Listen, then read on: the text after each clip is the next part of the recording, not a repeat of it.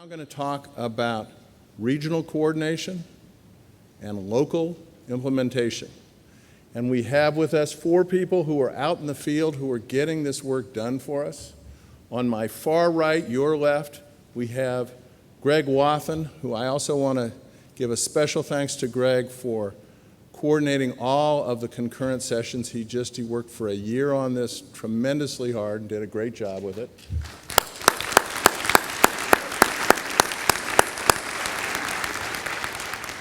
We have Liz Rooks-Barber, who is a consultant to the Land Trust Alliance and who is going to talk with us about the coordination that LTA is doing to help think about private and civic land conservation in the Gulf Coast. We have Jim Hourdequin, who with me are the 2 northerners in the crowd. Jim comes from the Lyme Timber Company in Hanover, New Hampshire, and was the primary architect, along with people from the Conservation Fund who are here today, in designing a project, a financial structure for conserving a very large piece of land, private land, within the Gulf Coast. And finally, Lynetta Usher Griner. Lynetta is the president, the current president of Usher Land and Timber Company, which is a large timber operator and cattle ranching operation in the curve of the Gulf Coast of Florida. Each of them, we're going to let them talk, and then we're going to have a conversation among ourselves. Each of them has been involved in helping to use funds from USDA, from Interior, from various settlements in the Gulf Coast in recent years to bring conservation to that part of the nation. Often when we think at a policy level about large landscape conservation in the United States, we think about places like the Crown of the Continent or Lake Tahoe or beautiful mountainous places in the West. One of the reasons I wanted to bring this panel here today is because it's happening all over the country. It's happening in the Southeast, it's happening in Chicago, it's happening in Arizona, it's happening in Alaska, it's happening in Hawaii. And these people really give us a regional and a local perspective on how that works. So let me open by asking Greg to take the microphone and just describe for 3 or 4 minutes the work that the LCCs are doing in the Southeast United States to help coordinate the big picture on this. I want to say that Greg is with the Tennessee Wildlife Resources Agency, as well as the LCC coordinator for the Ozarks and Gulf Coast. The Gulf Coastal Plains and Ozarks. Thank you. LCC. Thank you. And has mouthful, but you can say it. And has been doing this for nearly 3 decades. So, Greg, take it away. Thank you, Jim.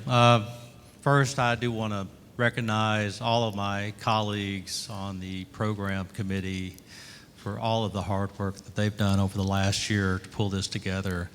And I also want to thank everyone who had an interest in this particular workshop and submitting a proposal for a session or a presentation or a poster. Over 250 individuals involved in that, and so my great thanks. The interest has been overwhelming, and I really appreciate that. And the program committee is listed on the brochure in your packet, and please seek those folks out and thank them for their hard work over the last year. I'm going to speak really briefly to talk about a little bit about the relationship of landscape conservation cooperatives to the Gulf Coast. There are actually 4 LCCs that cover some part of the Gulf Coast from Florida to Texas, and we have all come together to work collaboratively across 4 LCCs to really think about the Gulf Coast regionally. And LCCs are, if anything, there are 2 things. They think about large landscapes, they think about ecological systems, cultural landscapes, and we think about the future. And we think about the next 40, 50, 100 years, and what the world's likely to look like in that time frame. So we're considering climate change. We're considering, at least in our part of the world, in the southeast, urban growth is a major driver of change on the landscape. So we're really trying to incorporate those kinds of changes into our planning and think out ahead. What do we need to do in the next 10 to 20 years to affect sustainability of resources for the next 100 years? That's really where we're putting a lot of focus. So what we're doing right now, the 4 LCCs along the Gulf, is we're doing a vulnerability assessment for the Gulf Coast, looking at species and habitats. That will be finished up in the spring of next year, about March or so. From that, we will embark on what we're going to be calling a Gulf Coast adaptation strategy, and thinking about that next 50 to 100 years and what the landscape needs to look like. So that's kind of where we think. We think regionally, pretty large landscapes, and very futuristic in terms of our planning. Later today, Cindy Donor, who is the Regional Director for the Fish and Wildlife Service in the Southeast, will be here for the closing plenary, and she will talk about a larger effort regionally. It's called the Southeast Conservation Adaptation Strategy, where we're really trying to link the efforts of 6 LCCs that cover the Southeast and think about that future landscape. What does it need to look like? How can we accommodate fish and wildlife, cultural landscapes, and our human needs by 2060? And that's kind of our time frame for working. So I won't talk any more about that, but Cindy will be here at the closing plenary to really discuss that particular initiative. So next I want to introduce Liz Barber, and I have not completely memorized your resume. I know that Liz is a consultant to a dozen conservation organizations in the Southeast United States, and she's really an expert at bringing the public sector and the private sector and the civic sectors together to get the job done. Liz is going to talk about an effort that the Land Trust Alliance has taken to give kind of a master vision for the Southeast United States. Thanks, Jim. And thanks for having us here. And I bring greetings from the Partnership for Gulf Coast Land Conservation. This is a coalition of 30 land trusts that are collaborating across the Gulf of Mexico states. They're formed under the auspices of the Land Trust Alliance. And the Land Trust Alliance has had a really long history with incubating regional partnerships. And the Gulf region was certainly ripe after the big hits from Hurricane Katrina and, of course, the Deepwater Horizon oil disaster to find our way to increase our collaboration. Clearly was and is a great need in the Gulf of Mexico region. I'm a biologist, and I do work for many NGOs in the Gulf of Mexico region in the southeast U.S. on a variety of grant programs and different types of projects for restoration, and have an opportunity over the past 4 years to help the Land Trust Alliance assemble this collaboration of 30 land trusts. So our members vary in scale and size and history, from the large international organizations like the Nature Conservancy, Ducks Unlimited, to very small local land trusts like the Dolphin Island Bird Sanctuary, which is an all-volunteer-led organization that focuses on a very small geographic region in the northern Gulf of Mexico, and all points in between. It's well represented across the region from all the major land trusts that are working in the Gulf region, and it was really the desire predated the Deepwater Horizon oil spill, but the oil spill was certainly the catalyst for folks getting together. The Land Trust Alliance assembled a group of NGOs, land trusts, public agencies right after the spill to talk about what was going to happen in terms of the restoration planning and how land protection might play a role. And back then, there was some doubt about land protection playing a role in the Gulf recovery efforts. Well, I'm pleased to tell you today that we think land protection is going to play a significant role in the Gulf restoration efforts. We don't know the impacts and won't know the impacts probably ever of that, of the Deepwater Horizon oil disaster, and it will be studied for many, many years for all of our careers, I'm sure. But there are some opportunities very soon to start investing in some restoration activities and land conservation activities to help the Gulf recover. So, long time before the oil disaster, the land trusts in the region have been working together in some capacities, and it's really their own efforts to reach out and to work together on projects where they needed partners. But it's never been in an organized fashion like the Land Trust Alliance has provided through the platform of the Partnership for Gulf Coast Land Conservation. The Gulf region, I know that there were several people here that work in the Gulf region, but it is a very special and iconic place and has been largely ignored by our country up until really the last couple of decades. When I was a child growing up in Mississippi, I remember people making jokes about the Gulf of Mexico being the toilet bowl of the nation, and I know some people probably remember that. So thank heavens that's not the way we think about the Gulf of Mexico today.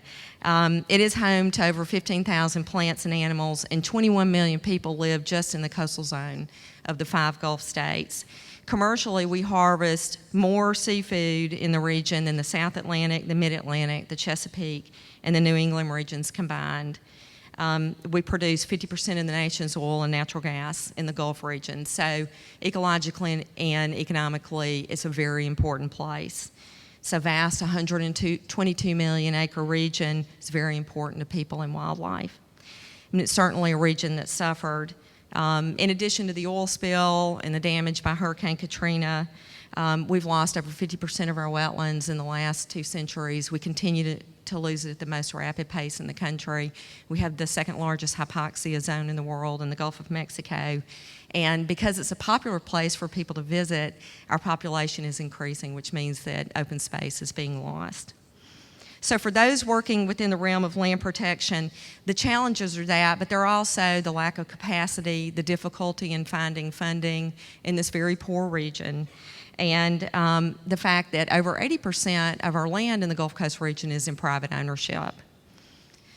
So the Land Trust Alliance organized this partnership 4 years ago. They now include, like I said, all the major land trusts in the region, and it's helped us to interface with the people that are making decisions about the investments past the oil spill.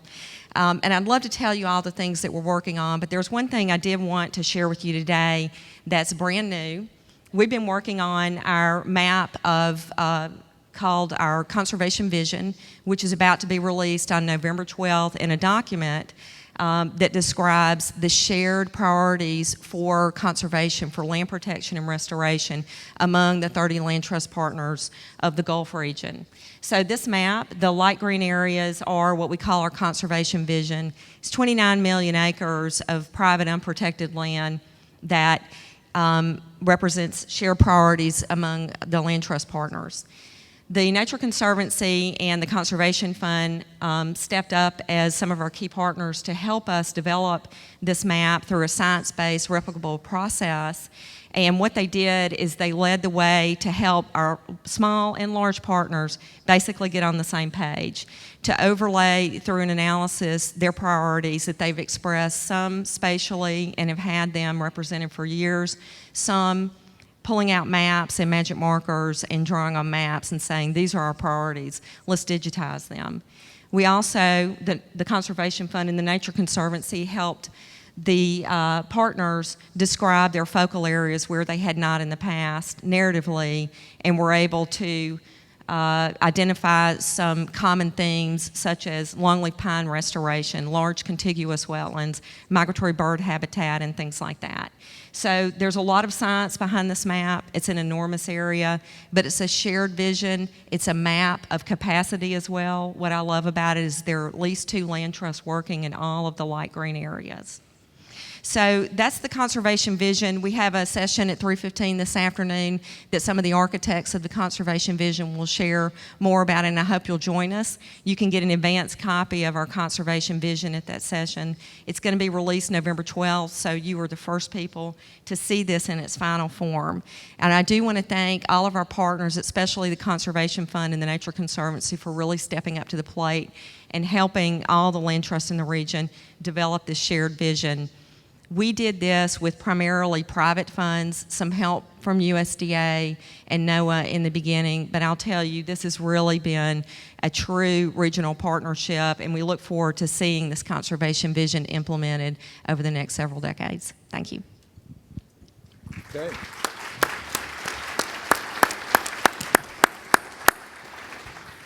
National, regional, now we're going to go to the local. Jim Hourdequin has been with the Lyme Timber Company for 9 years, is an expert in putting these deals together to use funds from different sectors to really protect working landscapes. So Jim, take it away. Great, thank you. It's a pleasure to be here, and it's also a pleasure to meet Liz and to share the stage with Greg and Lynetta. Greg was involved in a transformational land conservation deal that we did in Tennessee back in 2007 in the Cumberland Mountains. And I've gotten to know Lynetta just over the last year or so as we've worked in the lower Swanee River region of Florida to put together a conservation transaction that combines both conservation and economic development components. A little bit of background on the Lyme Timber Company. We are a private equity firm. We take private capital from investors, institutional pension funds and endowments, and we look for investments that have a conservation component to them, and then we invest our capital. I'm going to tell you a little bit about a very exciting collaboration that I think really does speak to one of the themes of this conference, that is combining national leadership with regional priorities and local implementation. I'm going to keep my comments brief so that you can hear from Lynetta as well. This is a map. This really picks up on the map that Liz shared with you, and the arrow shows the location on the Gulf Coast where we made our investments over the past year. And you probably can't see it in the back, but the bright pink are the tracts of land, some 72,000 acres that we acquired in late 2013 and June and July of 2014. And as you can see, these properties are squarely within the priority areas of this conservation vision that has been coming together over the past few years.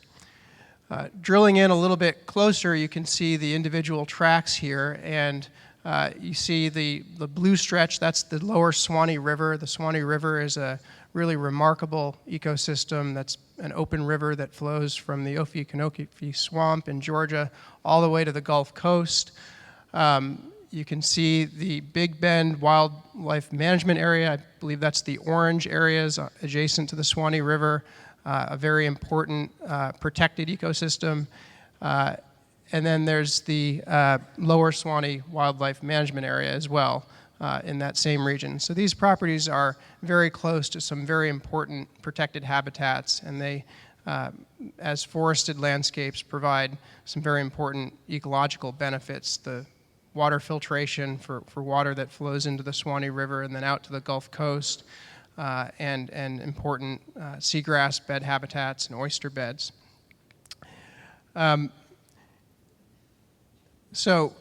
I realize this is probably not the right slide for a room that's as long as a football field, and those of you at the very back probably can't see much of it at all. But the point of the slide is to illustrate the many, many different organizations that had to come together to make this transaction possible. Some 20 different groups that have been involved in supporting this conservation outcome on these properties. At the center of the slide is a dark green box, and that represents the $82 million of investment that we made in these three properties, some 72,000 acres. And one of the unique aspects of this transaction was our and the Conservation Fund's use of financing to support both conservation and economic development outcomes. We used $52 million of our investors' equity for the transaction, but we also used $7 million of debt financing provided by the Conservation Fund, and that financing was at a concessionary interest rate to us. And in exchange for that concessionary interest rate, we granted the Conservation Fund an option to buy a conservation easement over these lands. They have 5 years during which they can exercise that option to preserve or to conserve this working landscape.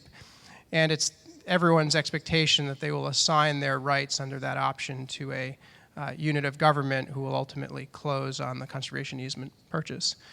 There was another component of the transaction that was very important, and that was our accessing $25 million of financing through the New Markets Tax Credit Program.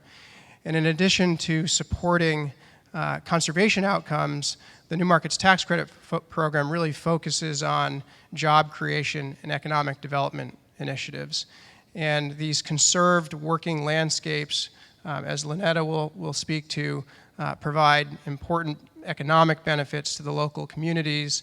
And as a recipient of these New Markets Tax Credit, federal New Markets Tax Credit funds, we in turn are committed to doing more than what a typical forest landowner might do to enhance job quality and grow the job base associated with this protected landscape.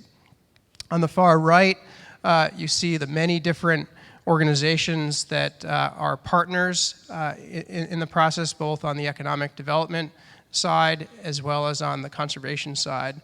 The U.S. Fish and Wildlife Service, the Lower Swanee Water Management District, Florida Fish and Game, and a host of other organizations, along with many local community leaders. The Dixie County Commissioners passed 2 resolutions in support of this conservation outcome, one in 2010, another in 2012, and they've been right there by our side as we've gone through the process of accessing the New Markets Tax Credit financing. So with that, I will close with 2 photographs, one on the left side, which shows some of the forested wetlands on the property that we acquired in Dixie County. And these are lands that, as a result of the conservation easement, will be protected from any harvesting because of their sensitivity and importance for the wetland system. And then on the right, you see one of the upland plantations on the property that we recently thinned. This photograph was taken just about a month ago, and it shows a plantation, a slash pine plantation that we've thinned and will be managing for timber production going forward. Thank you.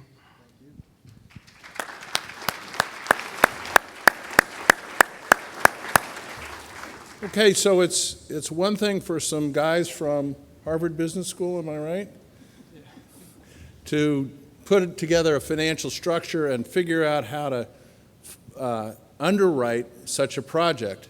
It's an entirely different thing to keep this land productive.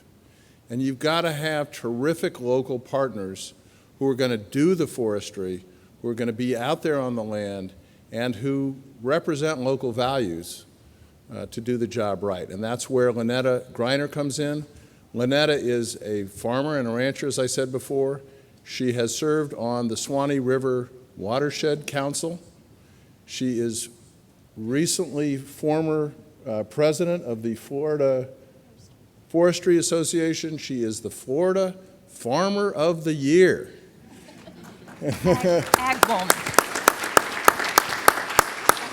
One more, and she just joined the Florida chapter board of the Nature Conservancy. So this is a woman who has done a huge amount of work, both on the productive side and the conservation side, to make sure that it all comes together. So Lynetta. Thank you. Actually, it's not Farmer of the Year. I was Woman of the Year in Agriculture. But anyway. Okay, so I'm a third, thank you. I'm a third generation timberland owner and logger and from Levy County, Florida. My husband and I live on the beautiful Swanee River that flows between my county and the Dixie County that Jim just spoke of and where he's worked so diligently. This area of Florida is made up of hardworking, independent, conservative, proud Americans, and we even have our own dialect, you might have noticed. We're skeptical of those people who move into our area and want to tell us how things should be, how they were done, where they came from. We like our area, and in fact, we love our special place in Florida. The Conservation Fund and Lyme Timber decided to try a different approach, a unique approach in my opinion. They got to know the people of the county. They spent time with the county commissioners. They ate at the local diners, and slowly but surely they gained the trust and the confidence of the locals who can make or break any project, no matter how much money you throw at it. They'd never learned to quite speak like us, but they did learn to understand us, and they got to know the priorities and the important issues to our counties. And what they learned was that it was important to keep the working forest working, to keep that land on the tax rolls. In my area of Florida, agriculture is our way of life. It revolves around working forest, working ranches, and working farms, whether it's on the land or on the Gulf. It's the heart and soul of our area. And the timber industry, and particularly the timberland management and ownership, are integral parts of our communities. The Swanee River flows, as Jim mentioned, from the Okefenokee in South Georgia to the Gulf of Mexico. It has the largest watershed for our state. And we don't have the pristine beaches of the panhandle of Florida like Destin, but our Gulf waters are home to the extensive seagrass beds and salt marshes. We're important estuaries to clams, scallops, oysters, and fish. But the health of those waters is directly linked to the management of the uplands, to those timberlands. Hunting and fishing are important traditions to the people of our area. These timberlands provide homes to abundant wildlife, but also incredible recreational opportunities to the people. Several years ago, we started seeing large timberland holdings being sold in smaller fragmented parcels. Some of those remained in timber, but a lot of those have been more intensely developed. And there is a market for these 20-acre and 40-acre forested lands for these hobby landowners, but most of those are at greater risk of being converted to a more intensive use, and almost all of them end up having a structure or two constructed on them. The large landscape timberland is the best use of that land, and it's more beneficial to the timber industry and to the environment. More importantly, timberlands remaining as working forest ensure that there will be timber to harvest for years to come, which translates into jobs for our friends and neighbors. In Florida, working forests have a $16.4 billion impact on our economy, and they provide over 84,000 jobs to our local people. I view forestry as the most environmentally friendly land use. In fact, a University of Florida study determined that the intangible benefits provided by an acre of forest would cost more than $5,000 for that acre to duplicate in other ways. Those intangible benefits include wildlife habitat, carbon filtration of our air, water recharge, and those incredible recreational opportunities. What we who work the land do is noble, in my opinion, but it's also vital. It's vital to the air we breathe, to the water we drink, and to the world's supply of wood and forest products. We want to keep it rural, keep it unpolluted, and keep it working, but also keep it healthy and vibrant. We have a vested interest in sustainable practices. All those jobs and economic benefits, as well as those intangible societal benefits, also depend on healthy markets for our wood. Strong markets enable forest landowners to keep growing timber. As long as the markets are healthy, America's forest will be healthy. I don't believe there's a sustainability problem. An economy that provides vibrant markets for our wood is all that's needed to continue this success story, to keep the working forest working for our livelihoods, for our environment, and for our way of life. I'm grateful to Lyme Timber and to the Conservation Fund for recognizing the importance of keeping working forests working, for their efforts in finding creative ways to make that happen in my special area of the world. I hope this success story will inspire you to listen to the people in the communities in which you work, be responsive to their priorities, and to work to duplicate and replicate the work that's been done in North Florida. Thank you.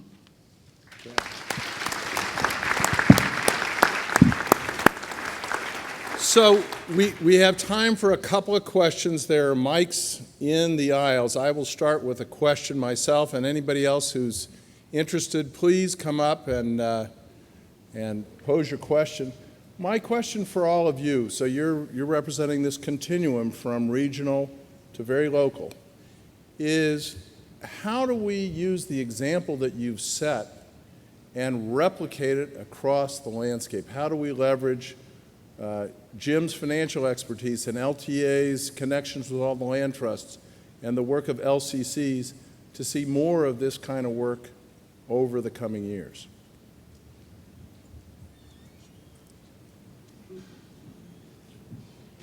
I'm gonna say, Liz, you go first, and then. Well, the example that the partnership used and our inspiration was the Heart of the Rockies, a completely different geography, and I think Mike Whitfield is here. But that looked like a wonderful example for us. So there's a lot of peer mentoring that goes on in the Land Trust Alliance, and they provide a great umbrella for that. Of course, you have to adapt it to the challenges of your region, but that definitely seeing great examples out there like that were very beneficial to showing us the way. Greg? Liz mentioned the toilet bowl of the nation for the Gulf Coast, and I did want to recognize another effort of LCC's, which is not along the coast, but it's the Mississippi River Basin and Gulf hypoxia. And that is if there's a large landscape issue, that is a large landscape issue, because when you look at the sources of nutrients that are being dumped into the Gulf of Mexico and where they come from, they're not along the Gulf. They're across the Corn Belt and the upper prairies and along the Mississippi River. And so we have 7 LCCs that are actually working at that problem and looking at that problem and trying to see if there are innovative solutions to reducing nutrients and address the issue of Gulf hypoxia. That's a landscape issue. That's something that LCCs need to be doing. Okay. Well, I was going to say a couple things. One, a couple $100 million more for the Forest Legacy Program wouldn't hurt. And obviously, these transformational conservation opportunities do take funding from ultimately state and federal sources. So those are critical pieces, and that's no surprise to any of you. But I also think that something that Lynetta touched on, and we try to emphasize a great deal, is the role of these large, in most cases, industrial scale forests to these landscapes, and the importance of keeping them as large single unit ownerships is very important. And so often as just over my 10-year career in this industry, we see some of these large former paper company ownerships getting broken up into smaller and smaller pieces. And I think there's a growing recognition, not just from the conservation community, but also within the forest products industry, among the logging contractors and the trucking contractors and the sawmills and all of the entire value chain, that working forest conservation easements are really a source of protection to these jobs and these economic benefits that that in many respects I think we all took for granted when land was largely held by the paper companies. Lynetta, you want to say anything about the diner in your town? No, but Jim might. I just think it's important to emphasize what Jim said. So often these regional areas have been managed in very good ways. We've been good stewards of these lands, and so we've been basically ignored. And it's just now becoming obvious that how important those large landscapes are to the other water recharge or the estuaries and that kind of thing. And it's just important to get the message out so many of these large landscape owners have converted their lands or sold their lands because of economics. And I think what I said about the market for forest products, maintaining that market is so important, because if you don't have the market, those landowners, like my family, are going to convert it to a more productive type of use. So I think that message has got to be said over and over. Okay. Print those emails. Print those emails. All right.